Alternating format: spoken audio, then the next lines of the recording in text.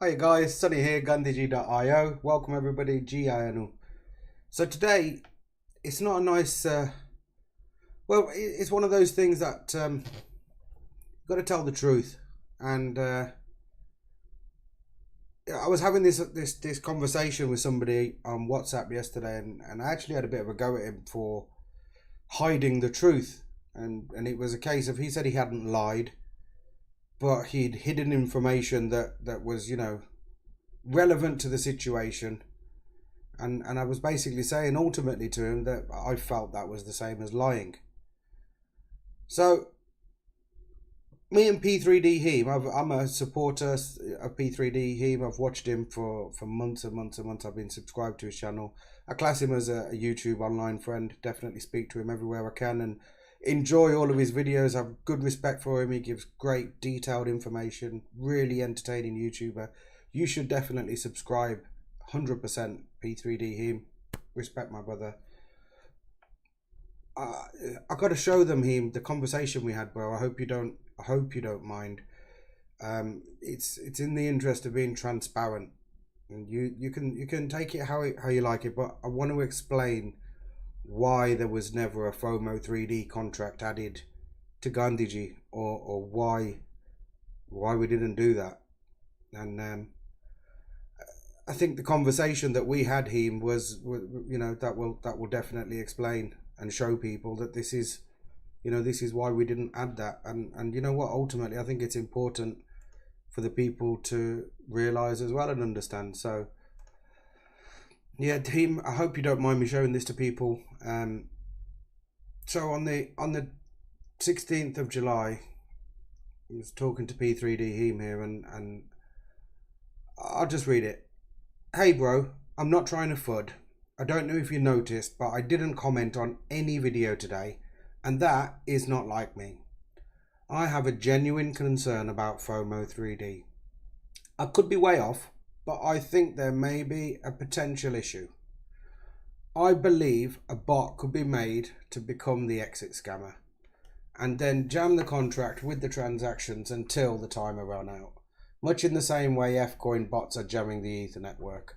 I understand there would be a need to pay the gas, and I haven't done any math, but if you are expecting the balance of FOMO to be, well, I saw your last video, he was expecting it to, well, it went, look at what it went to.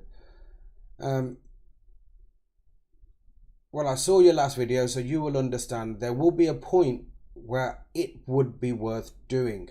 Like I said, it's a genuine concern. Maybe you can clear this up for me, question mark. So he replied back to me, in order for them to spam the network in the same way, it would cost millions of dollars.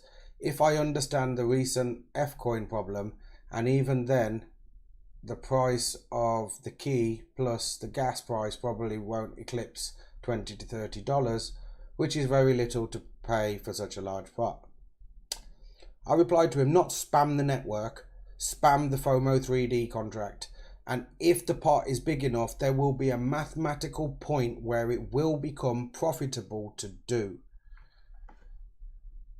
Heem says, but wouldn't that result in a large influx of Ethereum? At that point, I believe most of FOMO3d loyalists will have already accumulated as much as they wanted.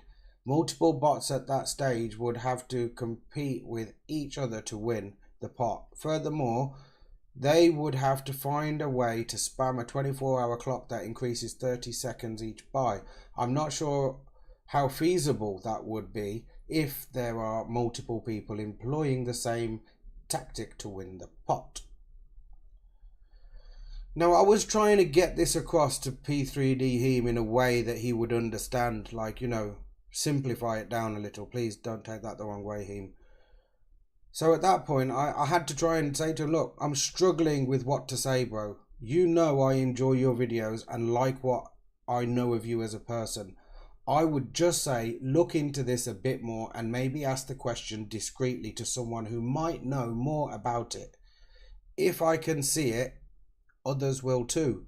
Trying to warn him that I can see a way.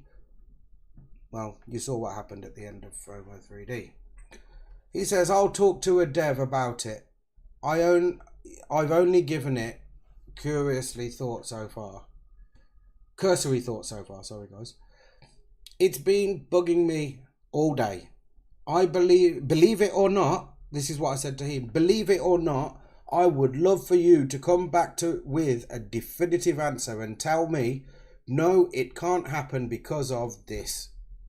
Yeah, because I could see the way that it could happen. So I needed somebody to come and tell me, listen, no, it won't happen because of this. In which he replied, gotcha, dude. Yeah, so he's been and spoke to Justo. Justo's response was, contract cannot be jammed. The ETH network cannot be jammed. When a block is mined every 12 to 14 seconds, miners pick up all the sourciest, highest gas transactions, shove them in a block, and run them. There is no maximum gas price on the FOMO3d contract code. You can pay as much as you want to get your transaction through. And at a certain point, a miner will take it no matter what. If I offer 1 ETH in gas to buy a key, it'll be on the next block guaranteed. Yeah, it will be, but will you be there on every block to do that? No, you won't, will you, idiot? Sorry, I don't mean to call Justo an idiot, but that response was an idiotic response in my view. I got nothing against these guys, yeah, but they're supposed to be technical guys. They should know this stuff. If I could see this stuff on that day and I was concerned about it, shouldn't the devs of P3D have been concerned about it? Well, what happens then? What happened? You know, what happened in the end of FOMO3d? And you can guess, you know what happened. So yeah, I did go straight back to Hind and I told him, you know what, Hind? After all that I told you, well, will you? And I asked him, Hind, now look, right, this is on the 23rd of August 2018. I've just proved to you that, look, FOMO3d exit scam. What happened? Did somebody jam up the contract and they took the ETH? Is that? Oh no, wasn't that what I said was going to happen in the first place? Was it not what I warned them about? Discreetly. I didn't make a video. I didn't go public. I didn't try and ruin P3D. I tried discreetly to get to the powers that be to resolve or sort out this issue. Got fobbed off with an idiotic response that I didn't want to upset him, so I'll give him a smiley face and a wink as if to say, look, okay, we'll come back to this. And then we come back to it, innit? Because exactly what I said would happen happened. I asked him, will you hide the truth or let your audience know, question mark. And he says, his response was, for that to happen, a person would have to jam multiple blocks in a row. The last person spent roughly 70 Ethereum figuring out how to jam it, not to allow the bots to continue the route. Since he has done so, the botters have updated their algorithm to utilize max gas in the case that the same thing is retried. Furthermore, we would have to be 30 seconds or such strike. So this was after the first one got botted out.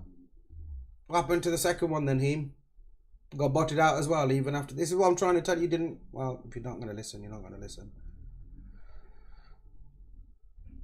I told him, I understand there would be a need to pay the gas, and I haven't done any math, but if you are expecting the balance of FOMO to be, well, I saw your last video, so you can understand there will be a point where it would be worth doing.